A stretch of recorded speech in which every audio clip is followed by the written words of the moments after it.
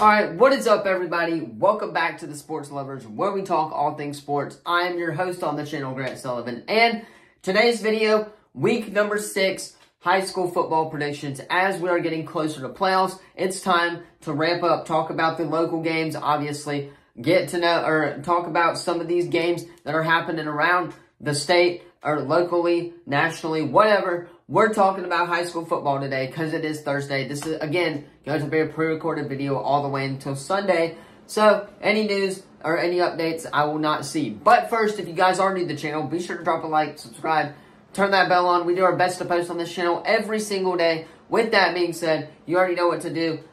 Comment, like, subscribe, all that good stuff. Again, pre-recorded videos pretty much for the most part this week. Only live videos you guys will get are going to be on Wednesday, I believe, because of NFL predictions.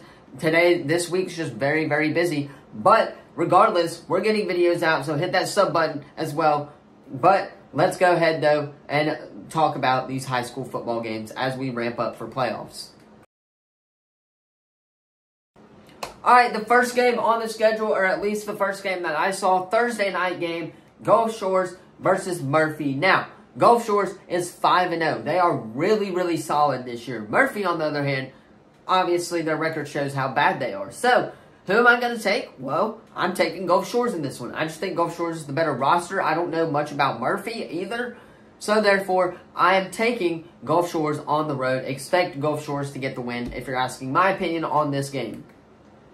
Alright, moving on to the next one is Foley at Saraland. This is going to be one of the better games of the week. Now, record-wise, it may not show it. Foley's 2-2. Saraland is undefeated, but look at who Saraland's played. They've played Spanish Fort, who's not that great. We're really not that good. They've played they haven't played Daphne yet. They've played St. Paul's. The only really tough team that they've played is Lipscomb Academy on ESPN nationally. So, obviously, there's some room for improvement if you're Saraland. But I am taking Saraland at home. Now, Foley, on the other hand, has Perry Thompson committed to Auburn. Wide receiver. Their quarterback is really, really good as well. Perry Thompson plays both sides of the ball. So, and if he can do what he did during week 1 and week 2 of the season against Saraland, then Foley will have a chance in this game. But if you're asking me, Saraland's offense is way too powerful. Ryan Williams obviously committed to Alabama. KJ Lacey, again, committed to Texas. Offensive line committed to Alabama. Defensive players, a lot scattered around the country, committed.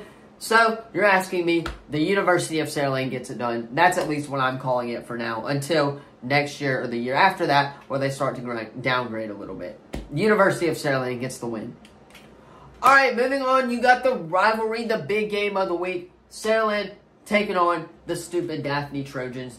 You're asking me, Spanish Fort taking on the Daphne Trojans. If you're asking me, Spanish Fort wins this game. Somehow, some way. Whether we suck, whether we good, always find a way to beat Daphne, whether it's at home or on the road. If you're asking me, Spanish Fort's defense, really good. Now, Sterling Dixon did get hurt last week, but I talked to him. He said he should be ready to go for this game against Daphne. Obviously, you like Cole McConaughey, Bishop Burkhalter as well. So, Spanish Fort's defense is really talented. Again, it's all about the offense. The offense struggled last week. Schamberger did not look that great on offense either. But Theodore's offense let me get that real quick, did not look too great either, especially considering how they were at home. Now, Daphne, on the other hand, their quarterback, really good this year. They've stepped it up with getting some good players. He's a 3-star. He's got offers from Arizona. Obviously, I think he's got a couple more Pac-12 offers, and then not any SEC offers yet, but I'm sure they're coming. I believe he's only a sophomore or a junior as well. But I am picking Spanish Fort, the Toros, to win this game. We're coming to spoil Daphne's homecoming. Obviously, I don't know why they have this game as a homecoming game, but Spanish Fort is coming to ruin Daphne's homecoming. Spanish Fort takes the dub on the road.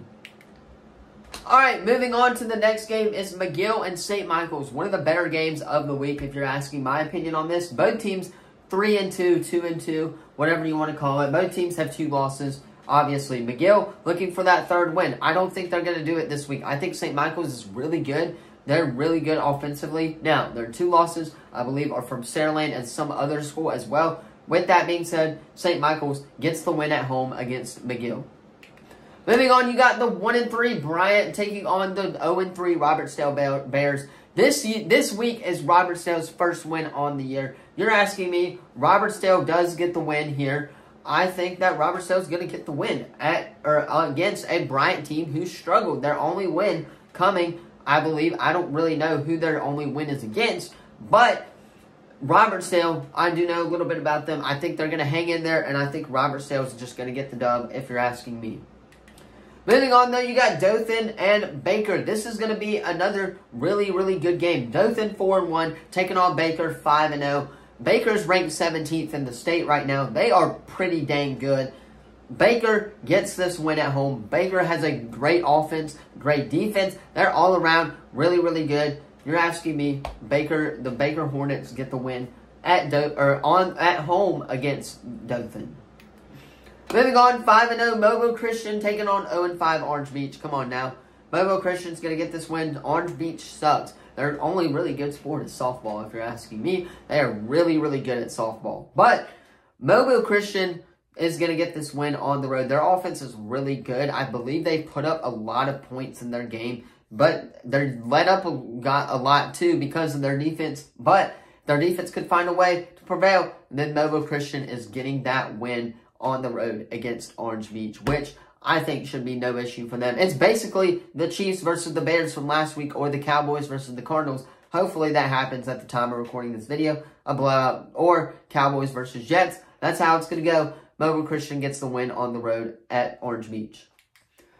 Moving on, you got MGM 5-0 taking on Baldwin County. Again, same deal. Chiefs, Bears, Cowboys, Jets, obviously. MGM gets this win. Their offense really, really good. They're ranked 8th in the state, I believe, right now, currently in state-wise rankings. So, therefore, I'm taking MGM. Moving on, another really, really good game this week. 2 good games to go over, and that is Opelika at Theodore. I'm going to take Theodore here at home to bounce back against that loss coming from Spanish Fort. Now, Theodore's offense has to wake up. Their defense played absolutely amazing up until that 4th quarter. If they can do that and their offense wakes up, they get the win against Opelika. Now, I don't know much about Opelika coming down here to play against Theodore, but I'm taking Theodore here because I know a little bit about Theodore, and I think Theodore's going to get the win, especially considering how they have a Miami commit on their defense. I, again, don't know anything about Opelika, but Theodore's got some D1 commits on there as well. All right, moving on to the final game, and that is Faith Academy taking on the St. Paul Saints. I've got St. Paul's in this one.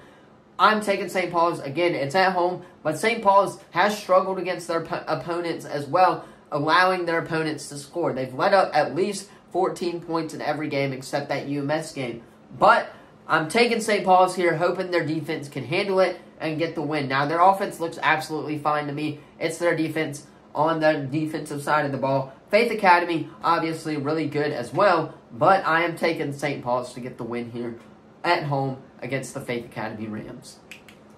Anyway, though, that is going to be all for my predictions during this week of high school football. Again, a very, very short video. I believe this video is going to be like 7 or 8 minutes, but this week's a busy week. Again, football competition. We would have already had our jamboree that we would have had on Tuesday by the time you guys are seeing this, so I'm going to be somewhat exhausted, but obviously, there's that right there. Thank you all so much for watching, joining me on this series as well. I'm enjoying it and talking about these high school local games. Let me know your thoughts on this series in the comments down below, though. Thank you all so much for watching, and I will see you guys in the next video. Peace.